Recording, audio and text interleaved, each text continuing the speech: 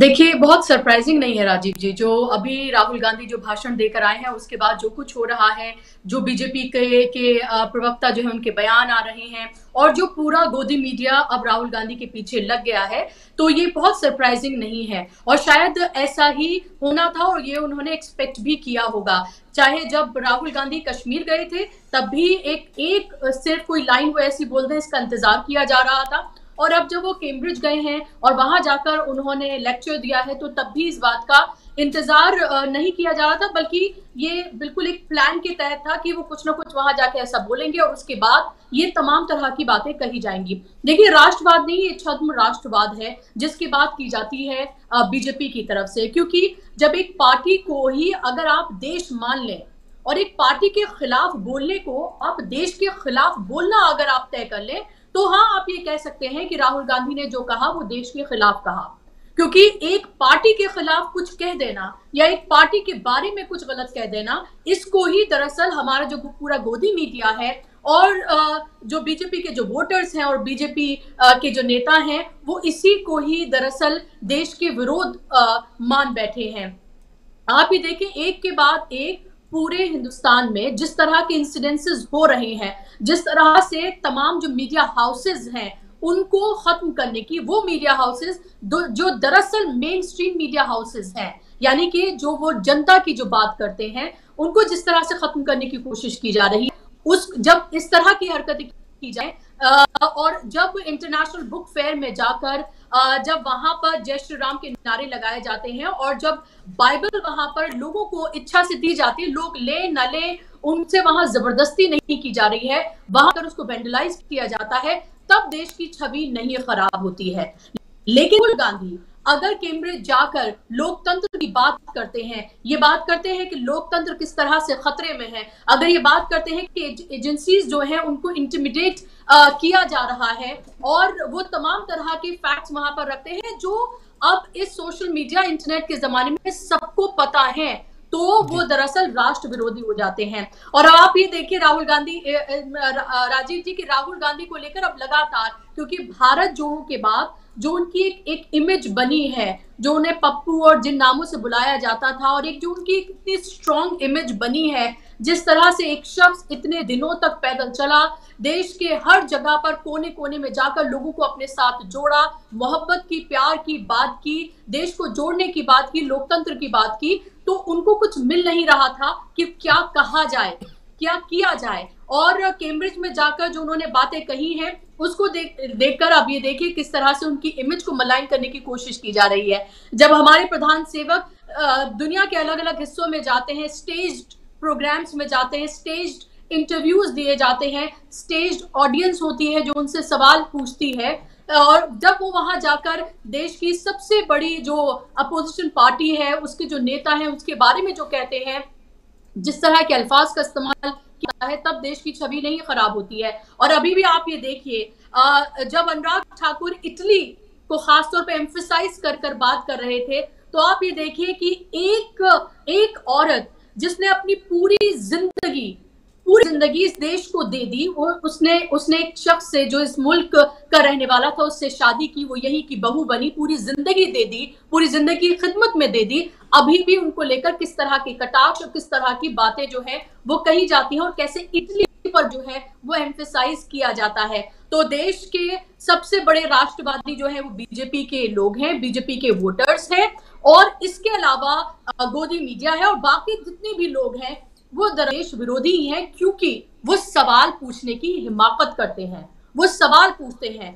देश में घटित होने वाली तमाम घटनाओं को लेकर बात करते हैं। राजीव जी, एक और बात, त्रिपुरा की बात मैं यहाँ पर करना चाहूंगी। आपने देखा होगा त्रिपुरा में कुछ ही दिन पहले किस तरह से वहां पर सांप्रदायिक दंगे हुए थे, और उसके बावजूद भी अगर बीजेपी को वहां फायदा नहीं होता है, तो आप ये समझिए कि अब लोग जो हैं इस तरह की सियासत से अब उब चुके हैं। अब उन्हें भी अपनी प्लेट में रोटी चाहिए, अब उन्हें भी नौकरियां चाहिए। और जिस तरह से अभी हमारे जो आदरणीय पैनलिस्ट उन्होंने कहा कि 35% जो है वो 65% पर भारी नहीं हो सकते हैं, तो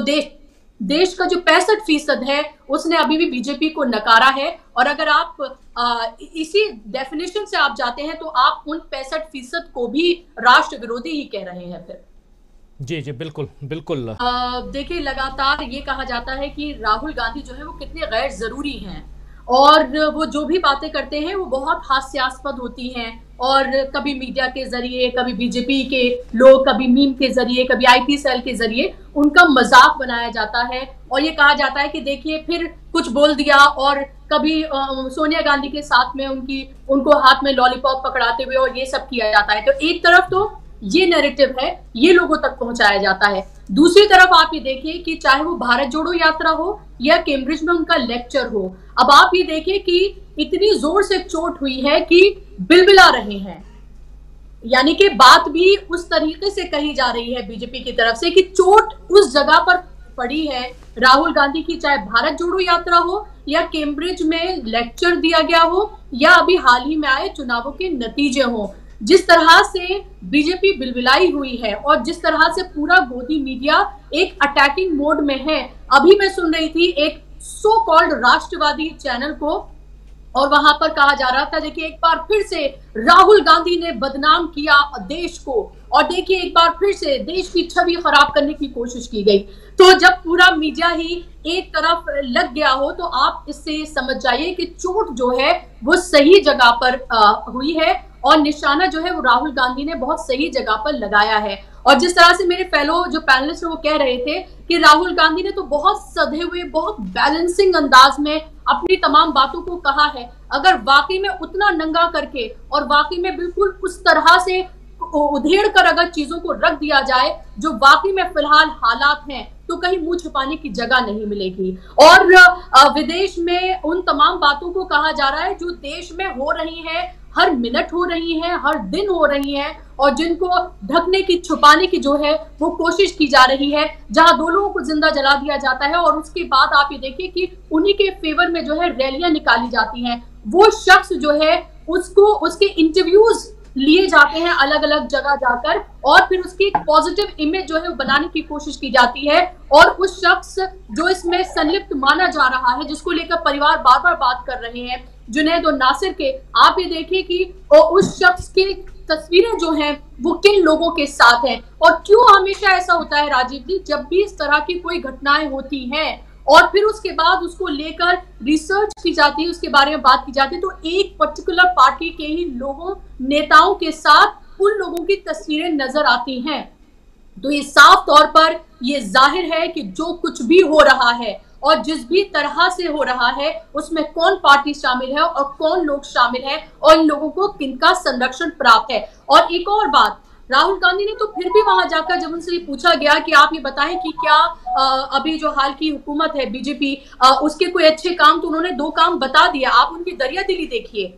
लेकिन क्या अगर यही सवाल क्या मोदी जी से अगर पूछा जाता या अमित शाह से अगर पूछा जाता तो क्या वो कोई भी 2 या 3 बात वो कह पाते? तो यही सहजता है राहुल गांधी की कि वो जो बातों को जो कहते हैं और जिस तरह से कहते हैं उसमें कोई लाग लपेट नहीं होती है। और यही वजह है कि जो बीजेपी के लोग हैं और जिस तरह से जो चोट हुई है वो साफ तौर पर नजर आ रही है। जी बिल्कुल बिल्कुल, आप बहुत सही कह रही हैं।